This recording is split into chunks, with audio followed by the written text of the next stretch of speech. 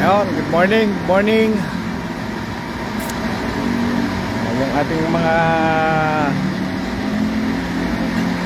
road emergency personnel, ayan, kasalukuyang nag-uumpisa na. Nag-uumpisa yung ating operation dito sa loob ng Malacanang. So ayan. Ayan yung Nagtahan Bridge. So ayan.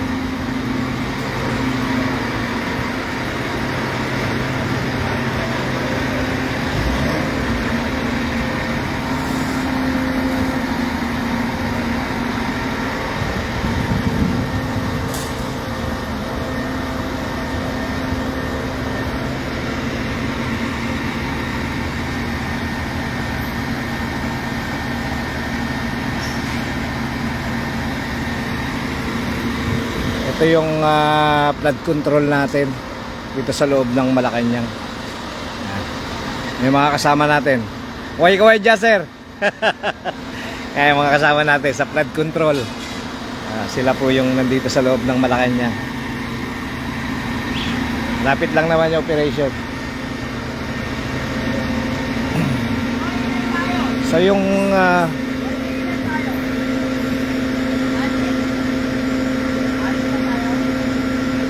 anin yung container. Ayan, makikita natin yung container. Ayan po yung container. Ayan. Tayo rin po yung naglagay niyan dyan from dun sa may bandang dulo, sa may kanilang tennis court tsaka basketball court. Doon natin ginawa ngayon. Dyan natin nilagay, no? yung pag-transfer. So ngayon, kailangan, ito palang lugar na to ay flooded areas sa mga binabaha siya.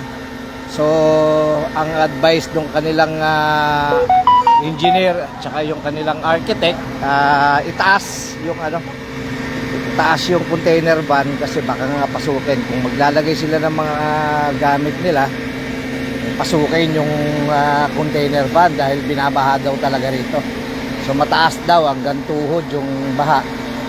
So kung nakalapag lang yan doon sa mismong floor o yung nakikita natin, maaring pasukin daw po ng tubig. So iba may mga puting na ang problema ano pa rin, binabaha. So medyo mababa pa. Tignan natin yung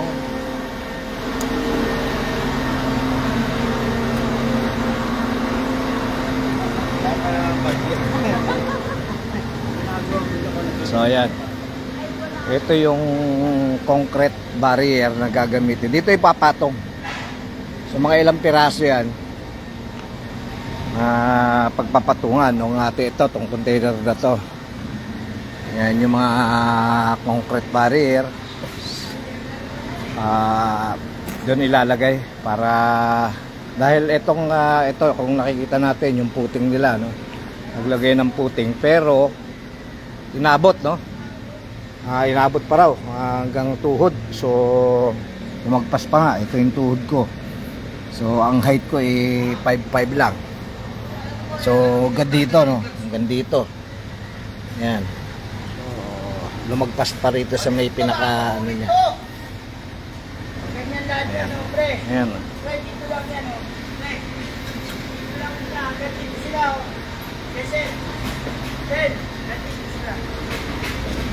Tatayo parang ganyan. Parang sa station sa Santo Domingo, puro pa ganyan ang kabit namin.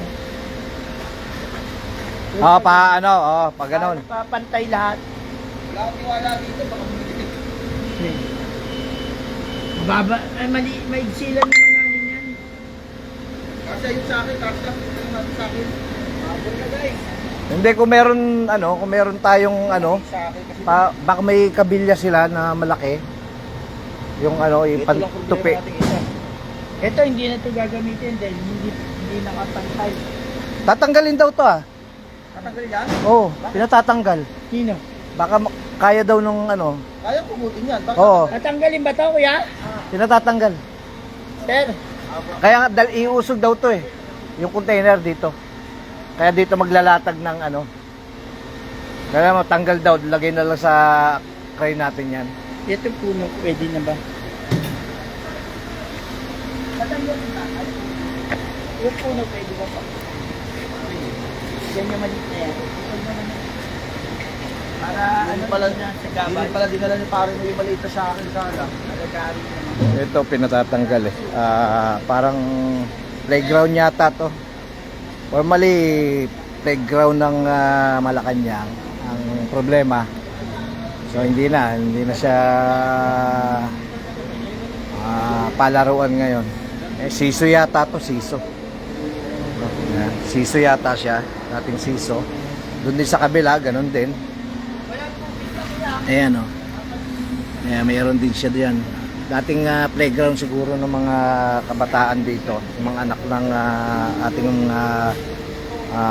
ano, security command.